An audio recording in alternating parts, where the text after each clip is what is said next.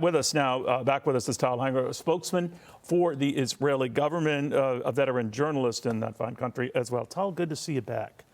Thank you for having me on you. Let me talk about the dozen today, and the math, and I've been following it closely, Tal, seems to favor at least 3 times as many Palestinians released as Israelis released. Well, it's not a perfect outline. Yeah. And let me quote Thomas Sowell here. There are no good solutions, only trade-offs. This is the trade-off that we have agreed upon.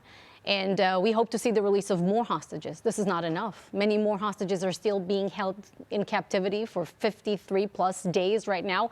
We hope that maybe tomorrow we'll see the mechanism repeating again. We said that for every extra 10 Israeli hostages that Hamas would agree to release, then we will agree to another day of humanitarian pause in the fighting, and to the release of more Palestinian prisoners who were involved in terrorist activities. So we still haven't received a list for tomorrow, but we hope to get one. These are nerve-wracking moments every day for every Israeli.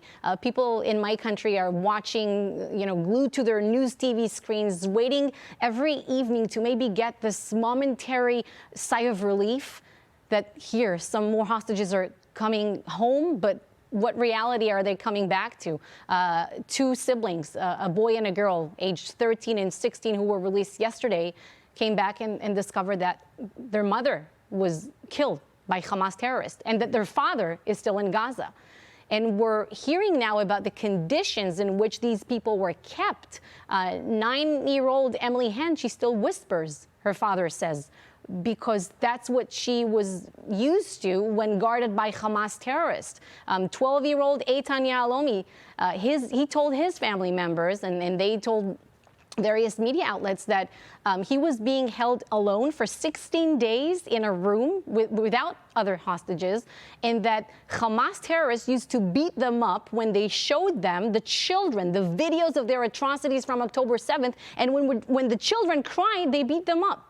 Well, what if now, if it's 70 of the 240 hostages have been released thus far, and now Hamas is throwing in the possibility that some of those hostages are in private entity hands? I don't know how that all worked out, but are they just stringing this along, this process? You brought up a very interesting point, because among the 10 hostages, the Israeli hostages, and 2 Thai workers, Thai citizens who worked in Israel and were released today, from what I'm hearing is that a few of them were held by Palestinian Islamic Jihad, which is, just to the viewers, this is the 2nd largest terrorist organization in the Gaza Strip. They are fully funded by Iran, getting their marching orders by Iran, a full proxy of the Islamic regime.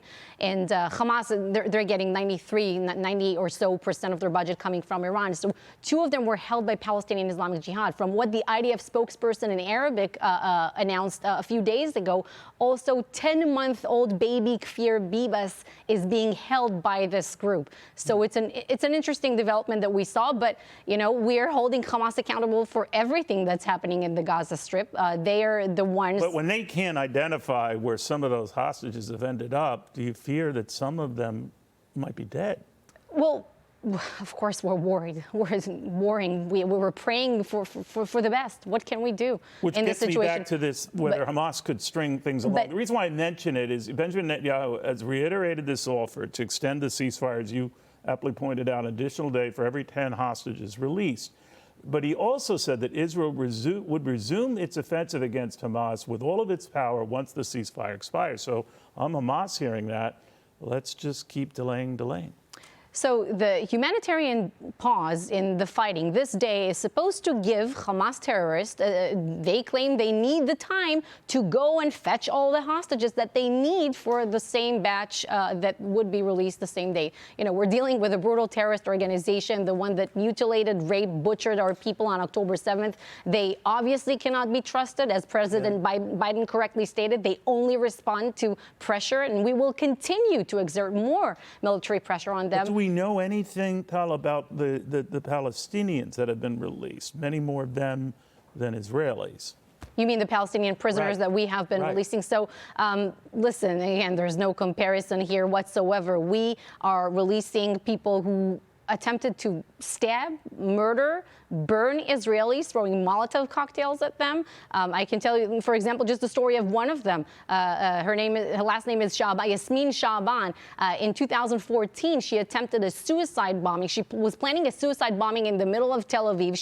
She wanted to disguise herself as a pregnant Jewish woman wearing an explosive belt. Then she was released, and just last year, we arrested her again because she was planning additional attacks on Israelis. How do we know there aren't more like that being released by Israel?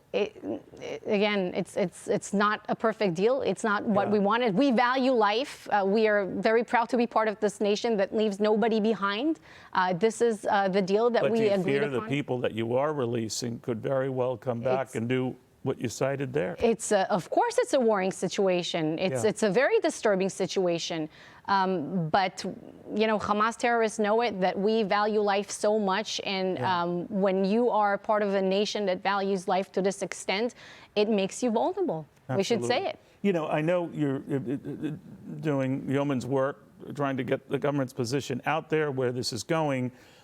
There was an effort a little more than a couple of weeks ago by this, coalition government, where some were saying, getting mad at Benjamin Netanyahu.